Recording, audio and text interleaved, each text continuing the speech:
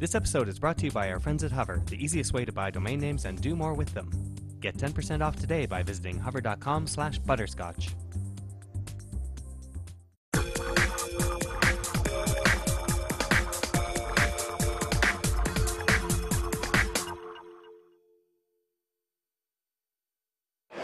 Andrew Crispin here at CTIA 2011 here at Digital Experience, talking to Josh. Now I understand you have the Samsung Galaxy S2 in your hand. That's right. Now I'm really happy with my Nexus S here. Samsung Nexus S. It is a great phone, but you're showing me up, man. So now this thing's like bigger screen but thinner, and that's just mean. It is. That's just mean. All right, so tell us about Progress is terrible, isn't it? This guy was announced at Mobile World Congress in Barcelona. That's right. So tell us a bit about it. So, I guess a couple things. It's a 4.27, so about a little more than 4.25-inch screen. Right. That's a Super AMOLED Plus, which has,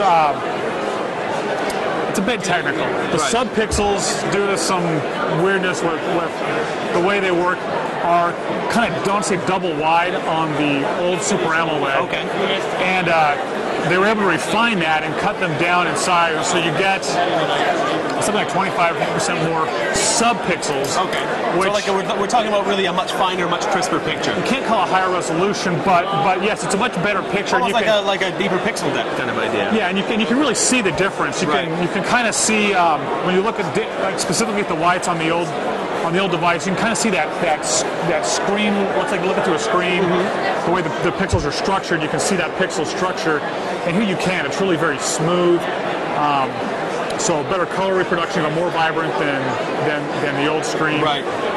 Which was fantastic. So now this has some of the. I understand this has some of the TouchWiz features. Like we were looking at on the new Samsung Galaxy tabs. It does. We were seeing some of the resizable widgets, and I understand that's present here too. Right. So I just did that. I held it and then just let go, and then you can grab this corner and we can resize the widget.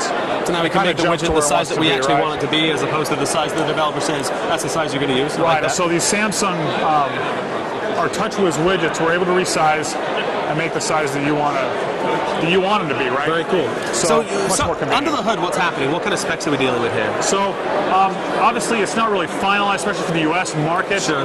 So the storage, a lot of stuff's up to what the carriers wind up deciding. They want to see in the phones. But it does have a dual-core processor.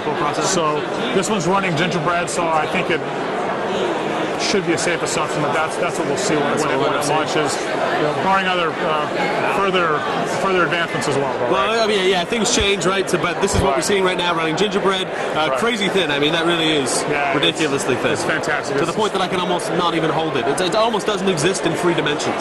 Right, it's like having a little Post-it note that's alive, exactly. Right? All right, so where are we going for more information on this and all the other great products Samsung makes? SamsungMobile.com. Very cool. Prices where available, all that great info. Hit up the show notes at butterscotch.com. Josh, thanks again. You bet.